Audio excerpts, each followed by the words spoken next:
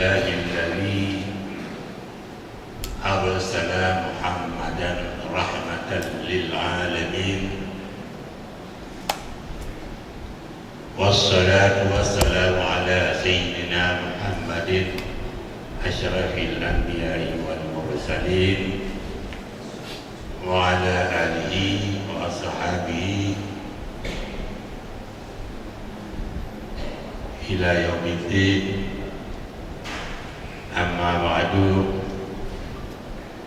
فيا حاضرين والحاضرات رحمكم الله. Yang saya hormati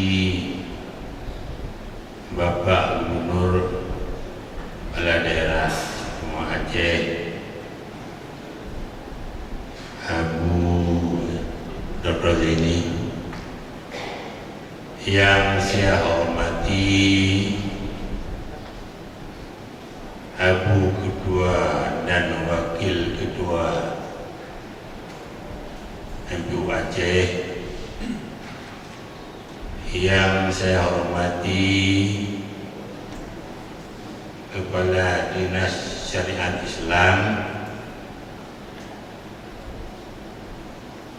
dan saya hormati Bapak Kepala Biro Isra Aceh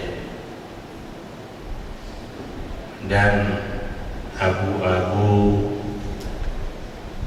hadirin dan hadirat sekalian. Marilah kita menyampaikan puji dan syukur kepada Allah Subhanahu wa Ta'ala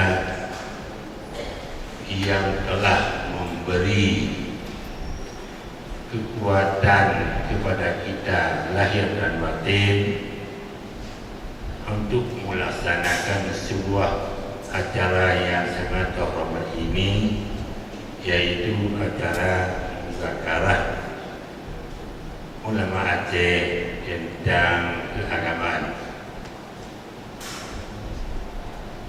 Alhamdulillah, kita sudah 2 hari bersama-sama berada dalam gedung ini mencurahkan pikiran dan beberapa pendapat, meskipun pendapat itu berbeda, tetapi sebenarnya tidak ada berbeda. Dengan kita duduk 2 hari di sini, mudah-mudahan alhamdulillah kita sudah menghasilkan 5 poin keputusan yang sebagaimana telah dibaca oleh Kepala Sekretariat Aceh MPU Aceh. 5 poin tersebut kita harapkan menjadi pegangan kita bersama, menjadi ubat penawar bagi kita bersama. Kita harapkan pada masa akan datang, insya-Allah Aceh berada dalam tenang, aman dan tentram, sehingga kita semuanya bersatu padu bersama pikiran. Hendaknya kalau ada sesuatu hal yang memang kita berbeda pendapat, ada baiknya mari kita duduk bersama, kita pikir bersama, kita musyawarah dengan baik, dengan tentram dan tenang, sehingga kita mengambil sebuah kesimpulan. Hadirin dan hadirat sekalian, saya teringat kepada sebuah firman Allah Subhanahu wa Ta'ala, bahwa Allah mengatakan, ya ayyuhalladzina amanu inna khalaqnakum min dzakarin wa unsa wa ja'alnakum qawulan wa shibaba.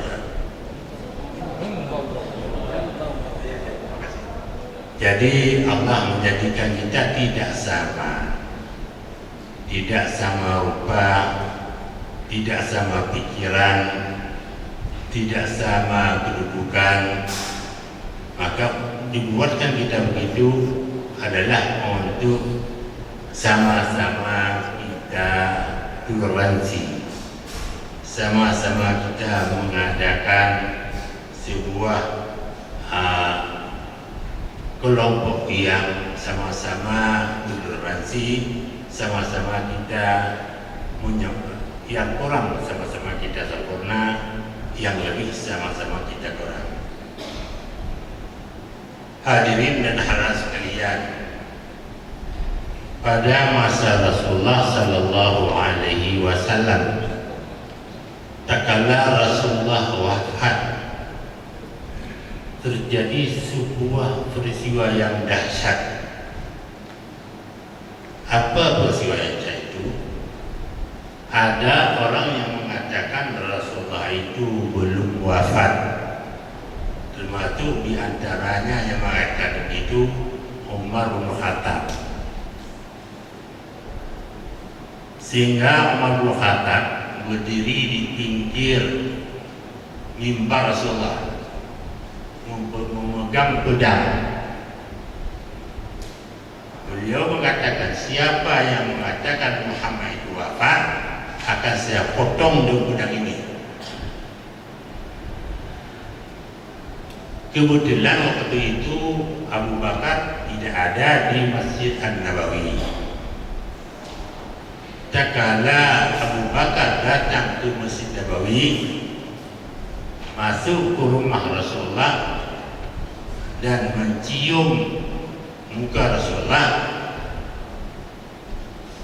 lantas keluar masuk masjid, naik mimbar. Sesudah naik mimbar, Abu Bakar mengatakan, sesudah memuji Allah serta Nabi, mengatakan, wa ma Muhammadun illa rasulun apa imma da'u qudhu bila qalabtu mana aqabikum. Muhammad itu hanya rasul. Apakah kamu apabila wafat kamu berbalik agama?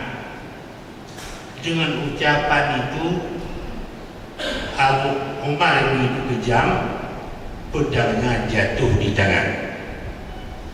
Maka dengan ucapan kalimat itu membaca oleh ayat itu, maka dendamlah seluruh lagi masyarakat.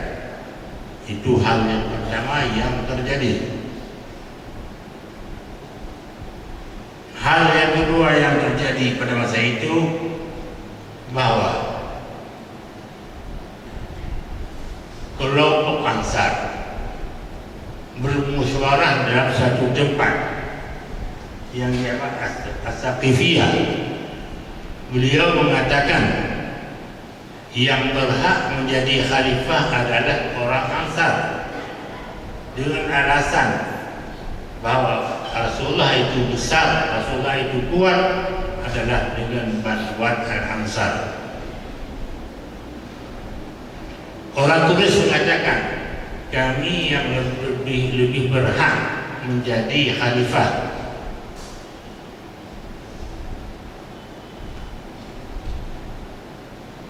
Hampir terjadi pertumpahan darah.